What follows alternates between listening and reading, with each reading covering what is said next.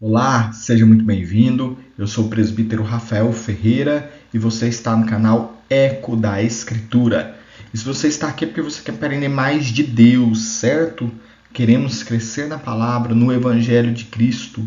Inclusive, esse canal, ou esse programa, aliás, se chama Evangelice. Por quê? Porque estamos lendo Mateus, Marcos, Lucas e João. Estamos atualmente em Mateus 16.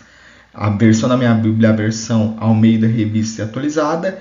E meu objetivo é ler a Bíblia com você, certo? Curta, comente, compartilhe. Vamos ler, mas antes fazer uma breve oração. Senhor, em nome de Jesus, eu te agradeço por esse dia lindo. Eu te agradeço, meu Pai, pela sua provisão. Pai, eu te agradeço porque o Senhor tem cuidado da minha vida, da vida do meu irmão ou da minha irmã que está do outro lado.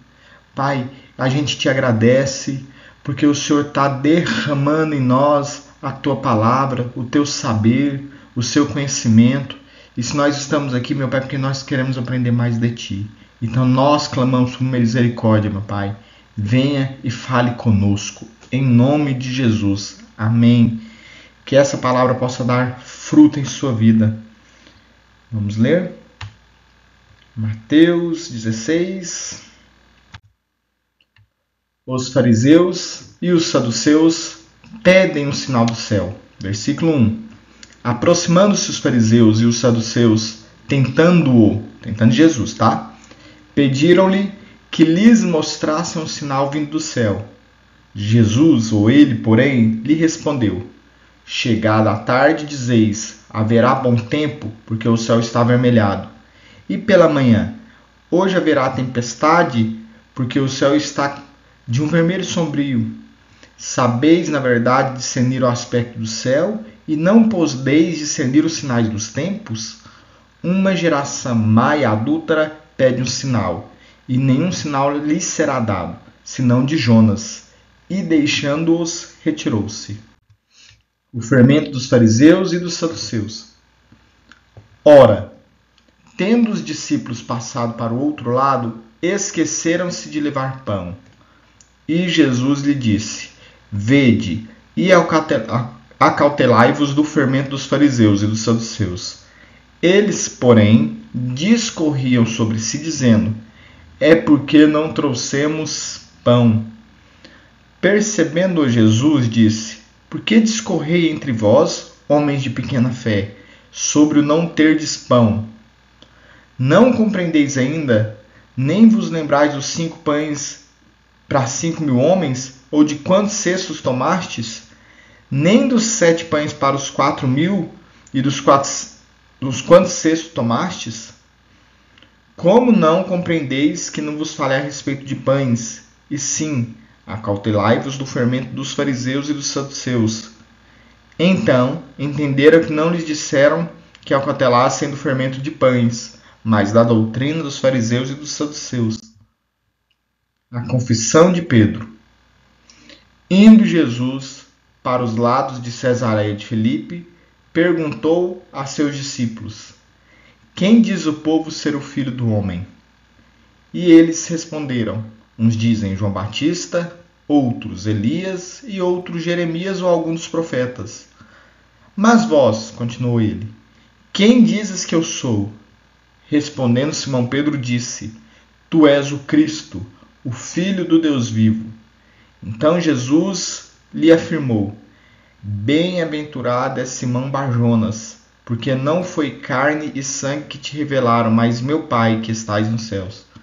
Também eu te digo que tu és Pedro, e sobre essa pedra edificarei a minha igreja, e as portas do inferno não prevalecerão contra ela. Dar-te-ei as chaves do reino dos céus. O que ligares na terra será ligado nos céus, e o que desligares na terra será desligado nos céus. Então, advertiu os discípulos de que ninguém dissessem ser ele o Cristo. Jesus prediz a sua morte e ressurreição. Desde esse tempo, começou Jesus Cristo a mostrar a seus discípulos que lhe era necessário seguir para Jerusalém e sofrer muitas coisas dos anciãos, dos principais sacerdotes e dos escribas, ser morto e ressuscitado no terceiro dia. E Pedro, chamando-o à parte, começou a reprová-lo, dizendo: tem compaixão de ti, Senhor. Isso de modo algum te acontecerá. Mas Jesus, voltando-se, disse a Pedro: arreda, Satanás, tu és para mim pedra de tropeço, porque não cogita das coisas de Deus, e sim das dos homens. O discípulo de Cristo deve levar a sua cruz. Versículo 24.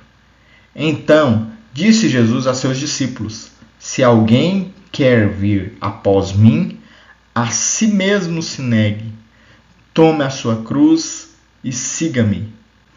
Porquanto, quem quiser salvar a sua vida, perdê-la-á, e quem perder a vida por minha causa, achá-la-á. Pois, que aproveitará o homem se ganhar o mundo inteiro e perder a sua alma? Ou que dará o homem em troca de sua alma?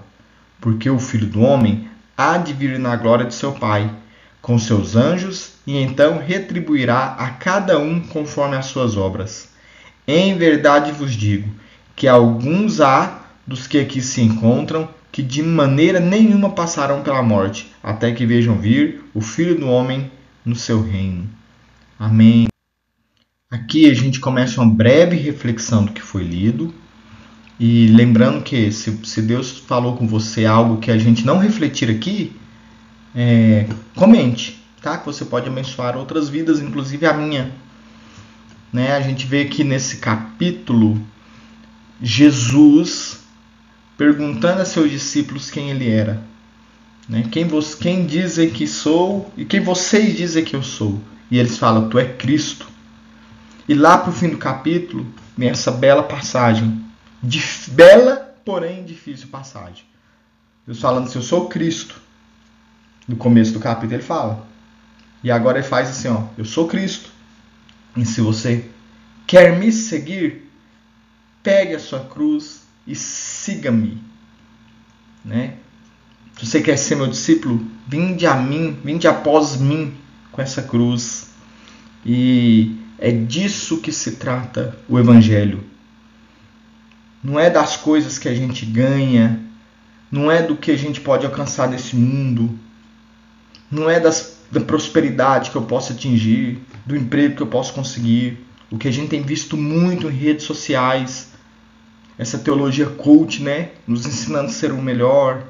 O mundo, a pressão do mundo nos cobra ser melhor, desde o vestibular até no emprego, desde a escola. E Deus vem e fala exatamente o contrário. Aquele que perder sua vida em meu favor, ganha-la. Devemos seguir a Cristo, negando a nós mesmos. Também tem uma coisa que eu percebo nesse capítulo, que no capítulo 14, Jesus multiplica pães. No capítulo 15, segunda multiplicação de pães e peixes. No capítulo 16, Jesus usa uma parábola sobre fermento e os discípulos ficam assustados. É porque a gente não trouxe pão. Pão ainda era um problema para os discípulos. Né? Eu fico pensando assim, quantas vezes a gente esquece dos milagres de Deus. A gente tem em mãos essa palavra magnífica, Deus falando com a gente, e a gente esquece do poder de Deus. Quando a gente vê os evangelhos, a gente vê cura após cura de Jesus. A gente vê a palavra de Jesus, o poder, a eficiência da palavra de Jesus. A gente sabe que essa palavra está viva, que o Deus que a gente segue é o mesmo de antes, e muitas das vezes a gente não tem a fé necessária, né? Duvida de Deus, ou quer uma coisa muito imediata. Mas lembre-se, o Deus que já fez uma vez, 2 vezes, vai fazer 3, 4, 5. Vivamos nessa dependência de Deus. E, por fim, é algo que eu acho interessante ainda sobre levar a cruz. Não é bem uma reflexão, mas é algo a se pensar. Quando Jesus falou assim, quem quer me seguir, pegue sua cruz e siga-me. Hoje a gente entende que Jesus morreu na cruz. Mas Jesus usou o exemplo de cruz sem ele ainda ter morrido.